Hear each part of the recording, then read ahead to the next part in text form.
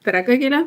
Toon siis tervisi Tallinnast, seal on meil täna tali tagasi maapaksu lumekatte all, aga siin on ikkagi kevad, nii et siis on põhjust rääkidagi algatuseks kevadisest probleemist. Praegu sinililled õitsevad, paljudel inimestel palju rõõmu.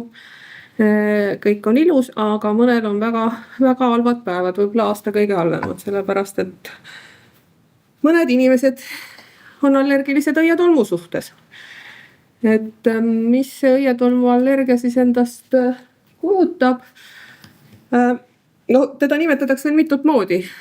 Pollinoos on niisugune kena sõna, siis vahest öeldakse sesoonne riniit ja heinanohu ja heinapalavik, et need on küll pigem sellised aegunud nimetused, sest need nagu võib-olla päris täpselt kogu seda probleemi ei kata, et kõige selgem on siis öelda õietolmu allergia, mis siis tähendab, et inimesel ongi selline haigus, et kui tema puutub kokku õietolmu teradest tulevate allergeensite valkudega, siis tekib temal allergiline reaktsioon. Ja need reaktsioonid on siis selles suhtes hästi äratuntavad, et nad tekivad konkreetselt selle vastava taime õitse ajal, nii et sageli on juba ilma igasuguste testideta põhjust seda haigust kahtlustada ja testid siis pärast veel kinnitavad. See võib mis tahes vanuses hakata, sagedamini lapseeas, viimastel aastatel järjest nooremas lapseeas, keskeltläbi vähemalt 10% või rohkem Eesti elanikkonnast sellest käest kindlasti kannatab. Ja kui mõned lapse ja allergiahaigused kasvavad vanusega kas välja, siis see on pigem püsiv, et mingi osa inimestest saab sellest ka aja jooksul lahti, aga paljudel ongi ta niisugune eluaegne kaaslane ja kuna need sümptomid vahest on ka suhteliselt kerged ja vahest alati ei saada ka aru, millega tegemist on, kuna meenutab ka vahest päris niisugust tavalist nohu, siis on ka päris sage see, et ei ole seda ka eriti hoolega ravitud. Mis siis need peamised haigusnähud on? Need võib siis jagada sellisesse 3 gruppi. Üks on siis ninaprobleemid, et need meenutavad päris ka võib-olla üks tavalist viiruslikku nohu, aga võib-olla üks kõige olulisem eripära on see sügelus, et võib-olla kui see viirusliku nohu puhul nina pigem valutab või kipitab, siis siin see sügeleb, kaasnevad enamasti siis kaevastamine ja vesine nohu ja halvemal juhul ka nina kinnisus.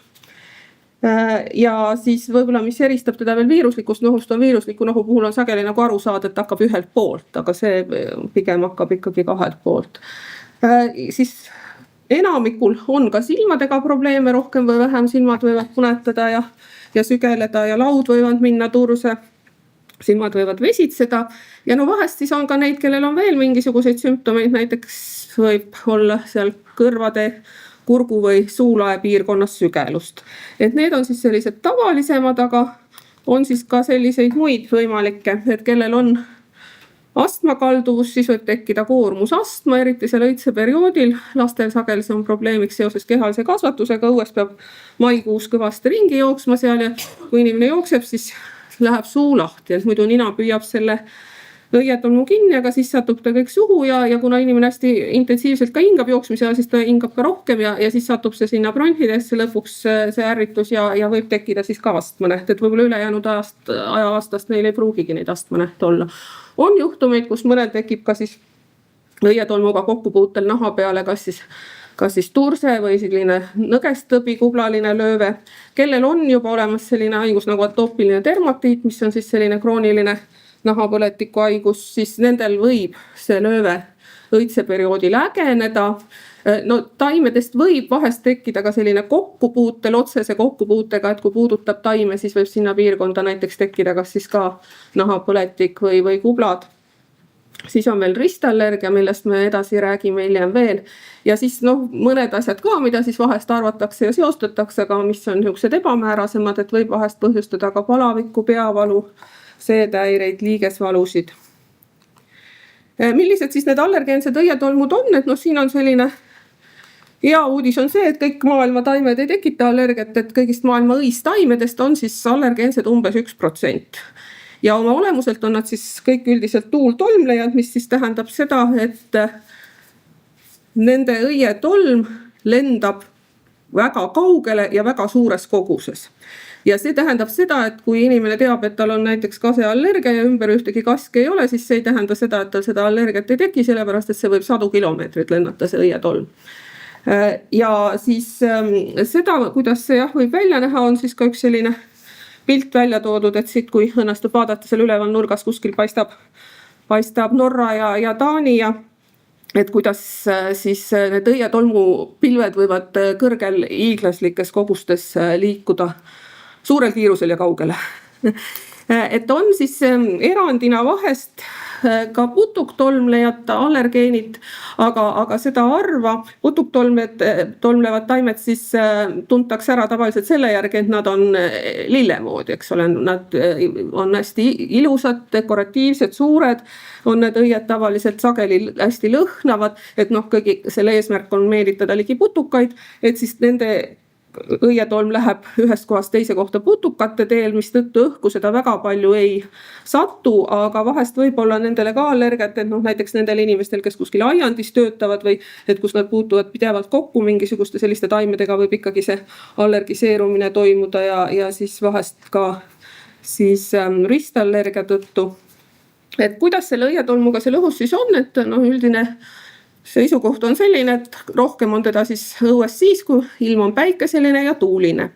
Ja kui see õietolm juba seal kuskil ennast sisse on seadnud, siis tegelikult ta allergeensena võib püsida mitmeid kuid, kui ta märjaks ei saa.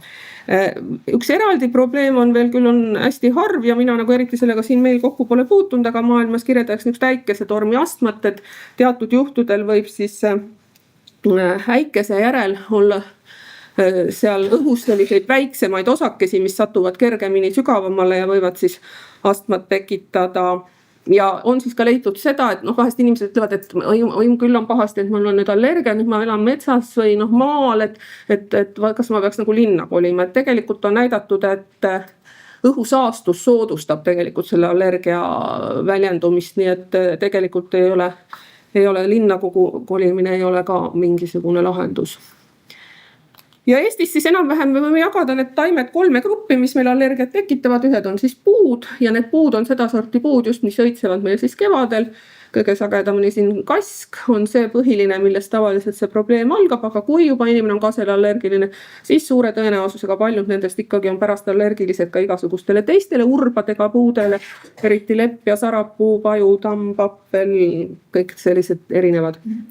Siis teine grupp on siis kõrrelised, kuhu kuuluvad erinevad heintaimed, nende niisugune näidis tavaliselt, mida enamasti testitakse ja jälgitakse, on timmud, seal vahet suurt ei ole, nad kõik ühesugused sarnased. Ja siis sinna gruppi kõrrelistele siis lisaks kuulub ka kultuurtaimedest siis rukkis, et rukkiõitse all võivad ka kaebused tekkida, teised meil kasvavad kõrrelised üldiselt ei peaks seda tekitama ja pilliroo õitsemisest võib see ka tulla. Muidu vahest soovitatakse, et oleks hea sel perioodil minna mere äärde, et siis seal on õhk puhtam, aga kui seal kasvab pilliroog, siis võib olla vastupidi. Ja kolmas grupp on siis umbrohud, mille põhiesindaja on siis kuju, võivad ka siis teised erinevad seda tekitada, aga antud juhul on siis tegemist oluliselt pisemate ja vähem levinud taimedega, nii et nendega probleem on ka vahest, aga harvemini. Ja enamasti siis kultuurtaimedest põhimõtteliselt võiks tekkida see reaktsioon siis, kui inimene puutub regulaarselt just kokku mingite kultuurtaimedega seoses sellega, et ta siis töötab nendega, eks see on siis juba kutsehaigus. Siin siis veel näidis selle kohta, et millal miski õitseb, et meil siis märts ja aprill on tavaliselt lepa ja sarapuu õitsemine. See võib olla väga varieeruv, mõnikord siin üks aasta hästi sooja ilmaga juba seal jaanuaris-veebruaris natuke midagi õitses. Kask hakkab tavaliselt kas siis mai esimestest päevadest või aprilli lõpust ja siis kuskil seal juuni alguseks hakkab ära lõppema. Kõrrelised tekitavad probleeme eriti seal kuskil jaanipäeva paiku, aga üldse juunis, juulis ja see puju õitsemine on siis pigem seal suve lõpus. Et kuidas me üldse teame, et mis parajasti õhus ringi lendab, et õnneks on loodus loonud asja nii, et kõik õietolmuterad on välimuselt erinevad. Ja kui spetsialist on selle asja endale selgeks teinud, siis ta suudab uurida, et mis hetkel õitseb. Ja seda siis Eestis ka tehakse. Et saab siis vaadata õietolmuseire andmeid. Et siin on siis kenasti ära märgitud, et kui on mingi koha peal roheline täpp, siis seal eriti midagi ei õitse, kollane on mõõdukas, punane on kõrge ja saab siis siin ka veel erinevaid tabeleid ja erinevaid võimalusi, kuidas seda võib uurida, ka äpis saab seda siis jälgida. Et see on vahest selles mõttes näiteks kasulik, et kui hästi ei tead, kas nüüd on nohu tavaline või on allergia, et siis saab vaadata, kas hakkas allergia juba pihta, et juba õitseb. Või siis näiteks, kui rohud on peal ja kõik on nagu päris hästi, aga nüüd ei saa aru, et kas sellepärast on hästi, et rohud on peal või sellepärast, et enam ei õitse, no siis saab jälle vaadata, et kas enam ei õitse. Et siis alustame siis sellest kasest, et see õitsemine tavaliselt hakkab, see on hästi kergesti äratuntav, see hakkab pungade puhkemisega, et kui need hiirekõrvad hakkavad nagu lahti minema, siis on aeg käes. Ja siis, kui see õitsemisperiood läbi on, siis ikkagi natukene võib seda õietolmu veel olla õhus mõnda aega ja kase puhul nüüd on eriti tüüpiline selline asi nagu ristallergia ja sellest oleks ka vaja natuke rääkida, sest selle kohta on meil niisuguseid segadusi. Väga palju inimesi miskipärast on saanud kuskilt niisuguse info, et ristallergia tähendab seda, et kui ta korraga puutub kokku kahe allergeeniga, siis need kuidagi lähevad omavahel risti ja siis midagi tekib.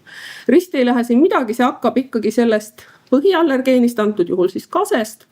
Ja no lihtsalt lugu on selline, et need molekulid, mis seda allergiat tekitavad, need võivad olla erinevates kohtades, et nad on seal õietolmus, aga neid võib olla ka kase teistes osades. Ja sellisel juhul siis võivad tekitada probleeme ka sellised asjad nagu kasemahla joomine, kasevihaga vihtlemine või näiteks kasepuru. Et vahest koolilastel, kui kõik terve klassitäis poisse seal korraga saeb, et siis mõni peab klassist välja minema. Lisaks siis, kui juba siis on kasele, nagu sai öeldud, et enamasti lisanduvad ka teised puud, kuna need teised puud on ka sarnased. Ja lisaks on siis sarnaseid molekule ja selliseid allergeeni juppe ka sellistes taimeosades, mis on meil toiduks. Ehk see võib tekitada siis ka toiduallergiat, et teatud toitude puhul siis tekivad ka sümptomid ja sellest tuleb ka pärast pikemalt juttu. Kõrrelisi on maailmas tohutul hulgal, nii et öeldakse, et nad katavad 20% kogu maailmast ja maismaast ja tohutu hulk liike ja kõik siis enam vähem suhteliselt sarnased. Nagu sai juba öeldud, et kui on ühele, siis ka teistele. Võib olla ka ristallergiat, aga harvemini, et võib siis olla näiteks pujule ja lateksile ja puudele ka ja siis teraviljades siis võib-olla kõige sagedamini kirjeldataks rukist. Ja siin nüüd üks olukord, kus siis võib see ägenemine tulla, on ka muruniitmine, et siis võib-olla seda õietolmu tegelikult ei olegi õhus, aga muruniitmised sealt pritsib neid pisikesi osakesi ja need jällegi ka sisaldavad seda sama allergeeni. Ja siis see kolmas grupp oli siis umbrohud, mille põhiesindaja on puju. Ja siis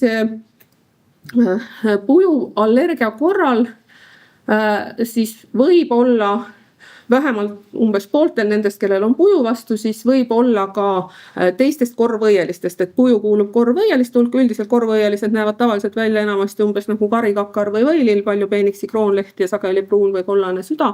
Aga puju näeb natuke teistsugune välja, aga on ka sellest grupist ja kuna puju on nüüd tuultolmlev, siis see on jällegi see põhiprobleem, aga sellele võivad lisanduda siis teised lilled, siis vahest ka mõned teise rühma lilled, aga seda küll tuleb väga harva ette. Ja kuna nüüd paljud nendest kenadest korvõielistest on ka head meetaimed, siis see õietolm satub ka mee sisse ja seda kaudu võib siis ka reaktsioon tekkida. Ja siis on kirjeldatud ka mitmesuguseid sündroome, et kui nüüd see pujuallergia on, et siis milliste toitudega võib kõik seda ristallergiat tekkida. Esineb harva, aga kui esineb, võib olla päris vastik. Et korvõielisi siis Eestis on ka ligi 300 liiki ja neid kasutatakse, nagu näete, igal pool, küll toiduainetena, ravimtaimede ja aroomiteraapia, ka putukamürkidena, näiteks koirohi. Kosmeetikas, parfümeerias, ilutaimedena hästi armastatud, ka meetaimed ja siis lisaks siis seda õietolmu võivad siis sisaldada ka igasugused niisugused õietolmupreparaadid, mesi, taruvaik, mesilasema toit ja piimed, mõned asjad, mis on võib-olla ühele raviks, on teisele vastupidi. Et võilill on niisugune natukene vahepealne, et ta on oma olemuselt, ta on ka korvõieline, oma olemuselt on ta ikkagi lill ja eelkõige putuktolmleja, aga ta levitab seda õietolmu natukene rohkem kui teised lilled, nii et tegelikult tema õietolmu on ka natuke õhus, nii et ka see kaugele väga vast ei levi, aga kuskil seal võililleväljade lähedal võib ka probleeme tekitada ja võivad need korvõielised tekitada ka just seda kontaktlöövet, et kui vastu nahka läheb konkreetselt see taim, et siis võib sinna lööve tekkida. No siin on nüüd siis üks rida nendest võimalikest ilutaimedest, mis kuuluvad korvõieliste hulka, et ma ei hakka neid siin kõiki üles lugema, aga näha on, et enamasti nad on üks sarnase välimusega, et on kerge kahtlustada, et kas antud taim võiks siis olla korvõieline. Ja siis ka ravimtaimed, et korvõieliste hulgas on siis ka palju ravimtaimed, nagu sai öelda, ühele ravim, teisele mürk. Et siin on tõesti niisugused armastatud asjad nagu koirohi, paiseleht, raudrohi, kolmisruse, saialill, kummel, eks ole, punane siilkübar ehk echinacea, kõik need sellised. Enamikule probleemi ei tekita, ka enamikule allergikutele probleemi ei tekita, aga mõnele vahest tekitavad. Peab olema ettevaatlik. Kuidas siis diagnoositakse üldse allergiat, et siin on siis mõned etapid, et esimene küsimus, et kas see üldse võiks olla õietolmuallergia? Ja selleks peavad kõigepealt olema nähud, eks ole, et kui midagi kaevata ei ole või ei ole üldse tüüpilised nähud, mis peaks õietolmuallergiaga kaasnema, siis ilmselt see õietolmuallergia ei ole. Nüüd siis jah, et nagu öeldud siin all, et kui on mingid sümptomid, mis on iseloomulikud allergiale, siis tegelikult nad võivad kõik esineda ka ilma allergiata. Aga siis, et nüüd asja täpsustada, siis on vaja natukene siis uurida, et mis aasta ajal tekib ja kas on seost mingite taimedega ja kas on järski nüüd ristallergia. Et kui juba need viited annavad, et siis on asi juba suhteliselt tõenäoline. Järgmine küsimus on siis, et mis õietolm, et siis tuleb meil teha testid, kas siis nahatestid või veeniverest või tegelikult vahest on ka juba jutu järgi ka väga selge, et millest on, aga sageli ikkagi on mõistlik nagu see asi üle kinnitada, et järsku millegi muuga segi ei aja. Et siin jällegi peab arvestama, et kui test on positiivne, aga kaebusi ei ole, siis seda allergiaks nimetada ei saa. Et inimestel, kellel on testid positiivsed, umbes 1/3 nendest ei ole tegelikult kaebusi. Neil on tekkinud antikehad, see tähendab, et neil on valmidus hakata allergikuks ühel päeval. Aga võib-olla see ei juhtu kunagi. Aga osadel siis jah, kellel on siis testid positiivsed ja on ka kaebused, et siis on tegemist ikkagi siis ehtsa allergiaga. Ehk siis meil peab olema võimalik ühendada nii need sümptomite esinemine kui siis ka need allergia näitajad ja konkreetne kahtlus siis konkreetse allergeeni suhtes. Raviks siis on sellised 3-4 põhietappi või osa. Et üks on siis see, et võimalusel vältida. Sellest me räägime ka natuke, kuidas vältida saab. Väga palju vältida ei saa, aga võib-olla kuidagi ühte-teist saab. Siis on ravimid, vaatame ka korraks lühidalt üle. Siis on koolitus, mis ongi näiteks, mis meil toimub ka täna, eks ole, et inimene seda asja teaks. Ja siis on veel üks ravivõimalus, millest ka korra üle käime. Et kuidas siis vähendada kokkupuudet? Et siin tuleks siis arvestada, et mere ääres, eks ole, on parem, niiske ilmaga on parem. Siis kui on väga hull olukord, siis mõned peavadki võib-olla nendel kõige hullematel päevadel toas püsima. Ettevaatlikum olla siis väikse tormi ajal ja järel. Kui on võimalik ära sõita, siin on näiteks erinevad saidid, kus saab vaadata, kus palju midagi õitseb, et siin on nüüd näide selle kohta, et milline näeb välja siis olukord Euroopas, konkreetselt kaseõietolmu suhtes mai 1. kümnendil. Hispaanias väga okei. Eestis hullugu. Õues tuleks siis vältida selliseid kohti ja tegevusi, kus võib taimedega kokku puutuda, igasugused niisugused heinategemised ja muud sellised asjad, rohimised, taimede korjamised. See on kõik individuaalne, eks ole, et mõnel on ikkagi nii, et kellel kaebused on väga väiksed, saavad hakkama, aga mõni peab neid asju täiesti vältima. Heintel ja telgis ei ole hea mõte magada. Ja kui juba on puudutatud mingid taimed, siis kindlasti mitte nägu puudutada, see teeb asja hullemaks, füüsilist pingutust vältida ka sellisel perioodil. Autos siis proovida korraldada asi nii, et sealt õuest ei tuleks seda õietolmu sisse. Kodruümbruses võiks siis need igasugused ohtlikud ja kahtlased taimed võimalusel eemaldada. Ja siis, kui on siis seal ümber siis heinamaad või muru, et siis seda tuleks regulaarselt siis niita, et sõitsema ei läheks, aga samal ajal patsient ise peab eemal hoidma. Ideaalis allergiline patsient võiks sõitseperioodil välja näha selline, siis on tal kõik ohutu. See jälle ei ole võib-olla päris reaalne, aga siis on mõningaid niisuguseid seadmeid, et need on ka niisugused asjad, et nad ei ole nii võib-olla väga hästi testitud kindlalt kõikide inimeste peal, kui hästi nad siin toimivad, aga on siis üks asi, mis on lihtne ja hea mälestus juba koroona ajast, et paljud õietolmu patsiendid said aru, et tõepoolest väga kasulik on kaitsemaske kanda, sest nad avastasid lisaks koroonale kaitsesse neid ka õietolmu eest. Prillid ka väga hea mõte. Ja siis on ka olemas selliseid seadmeid, mis siis juhivad kuidagi seda allergeeni eemale või puhastavad seda õhku. on olemas siis ka selliseid võimalusi siin tekitada mingi kaitsekiht ninale, et kas siis vastavad pihustid, mis tekitavad selle kihi, või siis on ka sellised võblakaid, mis siis pannakse otse ninna sisse, mis võivad kaitsta. Siis tuppa kindlasti tulles tuleks kõik, mis õues oli, ära vahetada, riided, jalanõud, soovitatavalt juuksed pesta, parem üleni pesta, kui loom käis õues, tuleb tuppa tulles ära pesta. Ja siis parem siis, kui on võimalik siis selle ajal loomasid üldse kodus hoida toas, siis võimalusel kasutada siis tuulutuseks kaitsefiltreid, õietolmu võrku, siis ka mitte tuua tuppa igasuguseid niisuguseid taimseid asju ja mitte kuivatada pesuõues, kus jälle tuleb see tuppa. Ja üldse siis sel ajal võiks nagu vähendada igast tekstiile, võimalikult siledad pinnad, et oleks kergesti niiske koristus teha. Seda siis võimalikult sageli ja siis võiks kasutada võimalusel siis ka selliseid spetsiaalseid tolmuimejaid, võib kaaluda õhupuhasti kasutamist ka, aga see päris ära ei võta, sest enne osa jõuab ikka nii nagu sinna masinasse. Suitsetamine teeb asja hullemaks ja ravimitega ei ole siin nagu mingisugust väga spetsiifilist kindlat skeemi kellelgi ette öeldes, see sõltub sellest, kui tugevad kaebused, kui sageli, kuidas ravimid mõjutavad. Kõige lihtsam on võtta suu kaudu mingi allergiavastane tablett, sürteklaritiin, mis tahes. Olulist vahet enamiku inimeste jaoks ei ole, mõni ütleb üks aitas paremini, teine ja see on nagu universaalne, hakkab suhteliselt ruttu toimima, aitab igale poole, aga ei pruugi igale poole nii tugevasti aidata kui vaja. Nii et sel juhul, kui on ikkagi ninaprobleemid, võib olla vaja sinna ninna veel pihustada, on erinevaid variante siis ja siis, kui silmad teevad teda, siis ka veel silma tilgutada ja kui siis on astma, siis on ka vaja astmaravimeid ja kui on nahapõletiku ägenemised, on vaja siis kreme. Ja oluline on siis arvestada selle sümptomite raskusega, et kui on väga kerged sümptomid, et siis võib ka ainult vajadusel tarvitada, et täna on nagu hullem päev, et täna võtan rohtu. Aga kellel on ikkagi tõsisemad sümptomid, siis tegelikult võib olla vaja niimoodi, et hakata pihta enne õitseperioodi ja kogu perioodi võtta, et muidu kui elu on ikka. On siis üks selline ravivõimalus, et võib proovida seda ka välja ravida, see tähendab seda, et on siis võimalik harjutada organismi.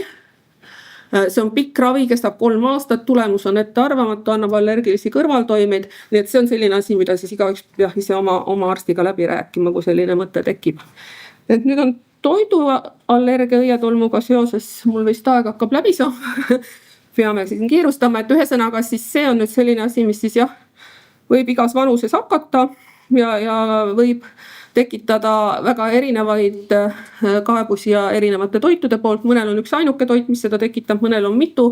Aja jooksul neid vahest suureneb, nende arv võivad nad muutuda ja kipub ka olema eluaegne. Ja siis tüüpiliselt need ristallergiaga seotud toidud on siis tavaliselt puuviljad, köögiviljad, pähklid. Et võivad olla ka mõned muud asjad vahest, aga harva.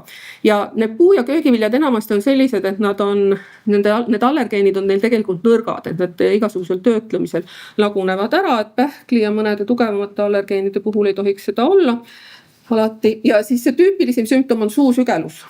See tekib kohe ruttu, inimene saab aru kohe, et see tekib minutitega ja see on enamasti iga kord hakkab korduma ja siis ta kas seal sügeleb või kipitab huuled, keel, kurgulagi, neel. Vahest võivad ka villikesed tulla. Osadel võib olla ka muid sümptomid. Mõnel hakkavad ka silmad sügelema või tuleb vähekene nohu või kõrvade sügelust või astmanähte või siis vahest ka seedetrakti nähte või kuplasid. Väga harva, aga mõnel juhtul võib ka tekkida selline allergiline üldreaktsioon, mis siis on potentsiaalselt ka juba siis võib-olla eluohtlik, et siis peab olema nagu tunduvalt ettevaatlikum ja vahest osadel siis ka atoopiline dermatiit ägeneb. Ka ilma söömiseta võib reaktsioon tekkida, kui lihtsalt puudutada sellist toiduainet, näiteks kartuli koorimisel. Ja enamikul siis kaseallergikutest on siis see allergia olemas ja enamasti kõige sagedamini pähklitele, 1/3 umbes puuviljadele, 1/3 köögiviljadele, mõnedel maitseainetele. Ja siin nüüd on loetnud mõned need variandid ette, aga see ei ole mingi nimekiri, mida te peaks nüüd korralikult siin pähe ruttu õppima, sest see on nagunii igalühel ise moodi, et kui antaks ka välja mingid voldikud ja nimekirju, siis see nimekiri ei tähenda seda, et need on need asjad, mida te ei tohi süüa. Need on lihtsalt need asjad, mida sagedamini on märgatud, et mõned inimesed ei saa süüa. Et ikka valite selle järgi oma dieedi, mis te ise näete.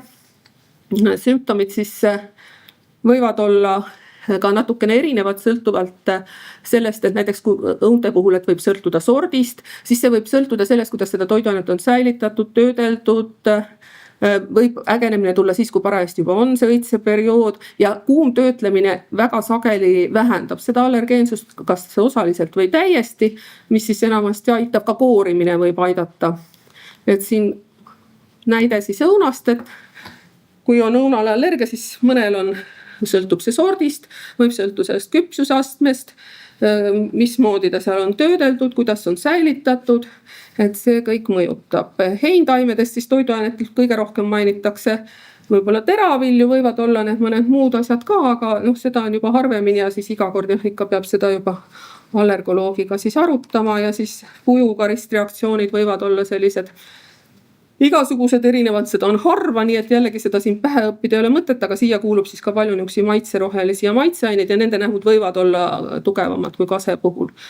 Ja siis see vältimisdiabeet on siis põhimõtteliselt juhupõhine ehk ikkagi sõltub inimesest, et kellel on väga-väga nõrgad reaktsioonid, siis võib-olla sööbki natuke, võtab vett peale, läheb üle, et ei pea rangelt vältima, kellel on väga rasked reaktsioonid, peab võib-olla väga rangelt ja siis kõik need kuumtoitlemised ja töötlemised ja muud asjad, mis siis sellega arvestada.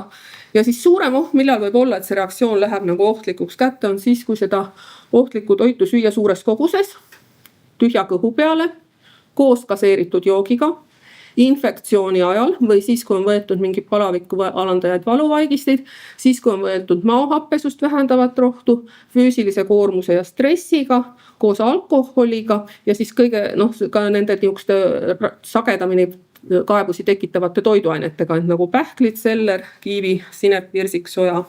Ja sojast just sojapiim on see, mis on tugevam. Ja peab arvestama siis, et ka igasugused need õietolmu preparaadid ja taimsed ravimtaimed siis ja igasugused taimsed muud tooted võivad ka, kui on tegemist selle tootega, et võib olla siis, kus on sees vastavat ainet, siis võib olla tema jaoks see reaktsioon, kuigi kõik teised inimesed kasutavad ja kiidavad. Ja siis peab veel pidama silmas siis seda, et elukutse valik noorele inimesele. Välistame need kohad, kus tal hakkab kokkupuude selle sama probleemiga. Inimene õpib ameti selgeks ja siis üks päev tuleb välja, et see on põrgu tema jaoks. Et kõik sellised kohad, aiandid, eks ole, mingisugused kohad, kus mingisuguseid heinu töödeldakse, lillepoed, võib-olla ka sellised kohad, kus väga palju müüakse mingisuguseid pähkleid ja sellised asju, metsatööd, kus on puudega jälle kokkupuude. Et see võiks olla enne ära otsustatud, kui siis see kurb olukord tekib, et peab oma armastatud tööst loobuma. Ja jõuangi enam-vähem vist ajaga ühele poole, et võtame siis kokku, mis siis meil täna meelde peaks jääma need põhiasjad, et siis õietolmuallergia on üpris laialt levinud, enamasti tekitab siis nina ja silmade kaebusi, sageli ristallergiat, Eestis sagedam põhjus heinad ja kask ja siis sellega seotud puud. Raviks siis nii vältimine kui ravimid ja teatud juhul siis ka üritada see välja ravida, kui patsiendile sobib ja muud moodi ka hästi. Ja siis arvestada siis ka sellega, et võib olla probleeme loodustoodete ja ravimtaimedega ja siis selle õietolmu toiduallergia sündroomist siis jällegi võiks mainida ära, et kui üldse me räägime toiduallergiast noorukitel ja täiskasvanutel, siis see ongi kõige sagedam põhjus. Et need igas kala ja muud allergiad on tegelikult palju raskemad, aga neid on harva. Seda on palju sagedamini, aga ta ei ole nii raske. Eestis siis kõige sagedamini seotud kasega ja enamasti kaebused piirduvad siin suu ja neelu piirkonnaga ja kuumtöödeldult enamasti talutakse. Ja sellega ma olen ühel pool, et nüüd ma ei tea, kas jääb veel mõni minut küsimuste jaoks või? Kes tahab küsida? Või on nii hästi räägitud, et kõik on selge? Ja ma kuulutasin tema aega natuke. Minul on küsimus, et kui päritav selline õietolmuallergia on? Päritav on inimestel kalduvus saada allergiat. Mul on kaksikuid, kellel on täiesti erinevad allergiad. Ühesugused kaksikud, ühel on üks allergia, teised ei. Võib olla väike võimalus, et kui see on peres, et võib-olla siis see on sagedam seal peres. Aga väga sageli on peres erinevatel liikmetel täiesti erinevad allergiad. Kas võib olla ka niimoodi, et kui emal või isal on õietolmuallergia, siis lastel lööb välja õietolmuallergia, kuid erinevate sümptomitega? Vabalt võib olla. Et ühel jookseb nina ja teisel sügeleb nahk? Jah. Selge. Aitäh! Minul hakkas allergia, ma räägin nii paljust. Ühesõnaga, algas ta õietolmuga, sarapuu ja kasega, aga nüüd ta on läinud pikemaks ja ma võtan Loratiini nüüd juba aasta ringi, et kas sellest võib probleem tekkida, kui et kas loratiini pidev aastaringi võtmine on ohtlik, et see oli küsimus, ei ole ohtlik. Et kui nüüd antihistamiinikumidest rääkida juba ma arvan, vist juba 30 aastat on sellest möödas, kui tehti üks selline uuring imikutele, nad tahtsid uurida, et kui lastele anda nüüd sürtekid, mis on ka, eks ole, antihistamiinikum, et kas sellega saab ära hoida nendel astmateket ja siis nad hakkasid neile 6 kuu vanusest andma ja andsid järjest 1,5 aastat, kuni nad said 2-seks. Nad ei suutnud tõestada seda, et sellega saab ära hoida astmateket, aga nad suutsid tõestada, et isegi imik võib võtta pidevalt antihistamiinikumit. Ühe tableti võtan ja siis ta nagu aitab õhtuni olla. Kui te ei tunne, et teil paha sellest on, siis võib võtta näiteks mõni antihistamiinikum tekitab unisust, siis võib-olla lasub vahetada, aga vabalt võite võtta nii pikalt, kui tahate. Aitäh. Ja arvamus, võib-olla tekkinud mõni allergia juurde, talvisel perioodil allergia on tolmulestadega seotud. Jah, et võib-olla tuleb uuesti uurida. Sest muidu on see, need, kellel hakkavad kevadel puudõietolmuga, võivad tulla juurde suvised, heintaimed ja kõrrelised. Ja siis me ütleme ka, ära sina põllumeheks hakka, sest neil võib olla ka vilja tolmlemise ajal, koristamise ajal, viljasalvedes, hoidlates, igal pool võib tekkida see. Ja suve teine pool on siis need puju ja teeleht ja valtsad ja niiviisi. Sealt juba sarapuu detsembris võitsime. Päris niiviisi, veebruari lõpus hakkas. Lepp on esimene, lepp, sarapuu ja kask on tulemas, kõik veel. Aga kassid, koerad ja need võivad selle aastaringse tekitada. Nii et selles suhtes on, uurimiseks. Ja see, kui esimest aastat on kevadel sellised silmasügelemine, aevastamine, ega siis kõik kohe allergoloogi juurde ei pääse, Saaremaalt eriti veel. Aga siis kõik tahaksid, esimene käik on apteeki. Proviisorid on väga hästi koolitatud tegelikult, nad oskavad nõu anda ja enamus allergiarohtusid väikeses koguses on apteegis ilma retseptita saada. Aga suurema koguse jaoks on retsept ja siis tuleb see soodustus ja niiviisi. Nii et ja retsepti küsimisi ja praegu õietolmuallergia nooreneb ja sageneb. Vanasti alla 3 aastast leida, kelle on õietolmuallergia, ei olnud nii kerge. Aga praegu 2-aastased ja lasteaias kogu aeg küsivad tõendid, et aga lapsel on vesine nohu ja ei lasta lasteaeda, et lapsel on infektsioon. Ei, ongi juba tekkinud 2-3 aastastel õietolmuallergia ja ta võib tekkida ka 35-selt. Nii et sellist vanust ei ole, kus enam ei teki, võib-olla 80-selt enam ei teki, siis tekivad teised nohupõhjused. Aga ta tõesti sageneb, nooreneb ja see on kõige sagedasem praegu meil. See kevad on ja kui korraga on õietolmu hästi palju ja korraga ka tõitsema, täna on hea ilm õietolmuallergikute. Sest mul oligi, ma läksin nagu nina krooniline nohu, ta vaatas otsa, et mine allergoloogi. Võib juhta tulla. Mul tuli üks mõte sellega seoses veel praegu meelde, mis praegu hästi mind nagu häirib, on see, et praegu tuleb hästi palju vastuvõtul õietolmuallergikuid. See asi on juba vähemalt kuu või 1,5 neil kestnud, siis on keegi neile öelnud, et nad ei tohi võtta enne seda antihistamiinikumi, nad tulevad õudses olukorras. Tähendab, kui te teate, et teil tõenäoliselt läheb allergoloogi abi vaja või teil on vaja rohud välja kirjutada, ärge oodake sellega. Tehke see asi ära sügisel või talvel, sest praegu järjekorrad on pikad, patsiendid kannatavad, abi ei saa. Aga siis, tehke see asi varem ära, et ärge oodake seda kevadet. Sest nagu nii, kui teil juba on, siis on see kevad ka, eks. Ei ole vaja oodata, et on näha.